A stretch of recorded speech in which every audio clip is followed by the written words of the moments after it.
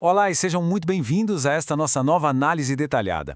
Bom, quando a gente se depara com o oitavo capítulo do livro de 1 Crônicas, confesso que a primeira reação de muita gente é simplesmente querer pular a página. À primeira vista, parece que estamos dando de cara com uma lista árida, interminável e, convenhamos, um tanto assustadora de nomes antigos super difíceis de pronunciar. Mas quem tem aquele olhar mais atento para a história sabe muito bem que textos assim nunca são inseridos por acaso. Tem sempre algo fascinante esperando para ser descoberto nas entrelinhas. Certo, vamos mergulhar de cabeça nisso. Pensa comigo, se a história antiga era registrada com tanto suor e sacrifício, escrita à mão em pergaminhos raríssimos e preciosos, por que os autores gastariam tempo e recursos para catalogar centenas de nomes em um capítulo inteiro? É aí que a coisa fica interessante. O que a gente vai ver agora é que existem mistérios e lições fortíssimas escondidas bem abaixo da superfície desse texto milenar. Vamos para a nossa primeira sessão, muito mais que nomes. Para entender o real propósito de todo esse capítulo, a gente precisa mudar um pouquinho a nossa perspectiva. Na verdade, essa genealogia funciona como uma verdadeira história codificada, e nós vamos decifrar isso juntos. Como os vários comentários analíticos sobre esse texto nos mostram, não se trata só de um monte de nomes jogados num papel. Cada pessoa mencionada aqui representou um elo crucial em uma corrente de decisões. Sabe, esses nomes revelam percepções profundas sobre como gerações passadas simplesmente moldaram a história de Israel. É como se cada nome fosse a assinatura de uma vida inteira de escolhas. Escolhas essas que deixaram um impacto cultural pesadíssimo, ecoando por séculos. Isso nos leva à seção 2, os guerreiros de Benjamim. O foco absoluto de 1 Crônicas 8 é a identidade desse grupo tão específico. E entender quem eles eram é fundamental para a gente captar a importância de todo esse registro. Olha só essa citação profética fenomenal que vem direto do patriarca Jacó, lá no livro de Gênesis. Uma imagem super forte, não é? Um lobo que despedaça. Os historiadores e comentaristas apontam que essa profecia literalmente preparou o terreno, definindo aquela reputação feroz e totalmente combativa que a tribo de Benjamim carregaria por toda a sua existência. Ao destrinchar essas características, a gente vê exatamente a concretização daquela profecia na vida real. Benjamim era o filho caçula, certo? E a tribo dele acabou sendo a menor em número. Mas não se engane, eles compensavam esse tamanho com uma habilidade militar simplesmente impressionante. Eram soldados valentes, ferozes e arqueiros de primeiríssima linha. Para se ter uma ideia, apenas um dos descendentes, chamado Lã, produziu uma linhagem de 150 guerreiros entre filhos e netos, e o detalhe mais notável de todos foi justamente dessa pequena e aguerrida tribo que saiu Saul, o primeiríssimo monarca de todo Israel. E isso ilustra brilhantemente um ponto absolutamente crucial da geopolítica da época. Após a morte do rei Salomão, a nação sofreu uma ruptura drástica. O país se dividiu lá por volta do ano 722 a.C.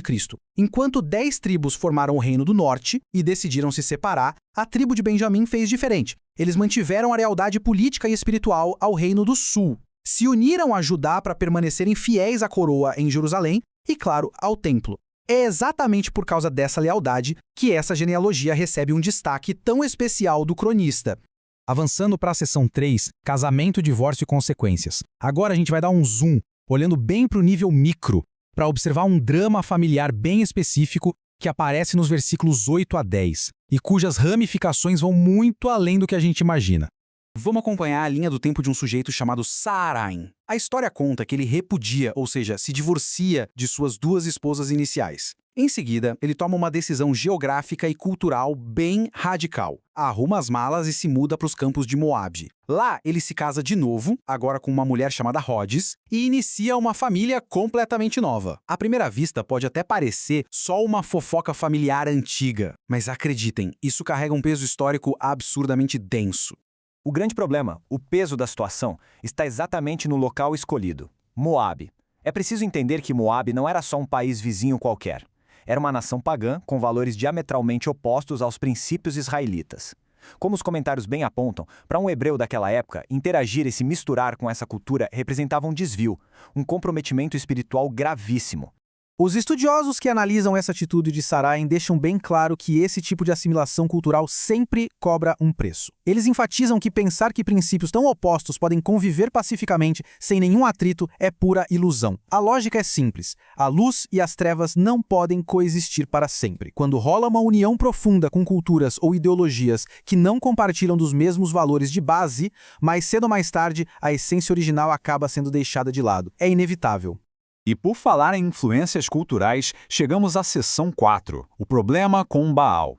A gente vai observar agora uma alteração histórica absolutamente fascinante que ficou escondida lá no meio dos nomes dessa genealogia.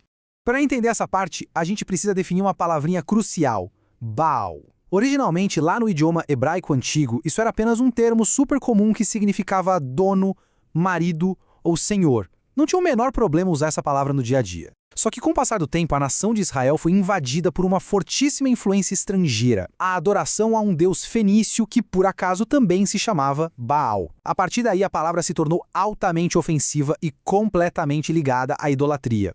E o que é realmente interessante neste ponto da nossa análise é o que aconteceu a seguir. Surpreendentemente, os registros originais foram alterados de propósito. Olha que loucura, alguns descendentes do rei Saul tinham nomes originais como Esbaal e Meribaal. Mas o repúdio geral a essa idolatria fenícia ficou tão imenso que os hebreus mais fiéis decidiram corrigir culturalmente os seus próprios registros históricos. Eles simplesmente substituíram a partícula Baal por Bosete, que quer dizer vergonha. Ou seja, Esbaal, o homem de Baal, virou Isbosete, o homem da vergonha. Com isso, eles apagaram deliberadamente o indício de idolatria das crônicas, mudando nomes oficiais para expressar todo o seu repúdio moral. Um detalhe histórico incrível, não é?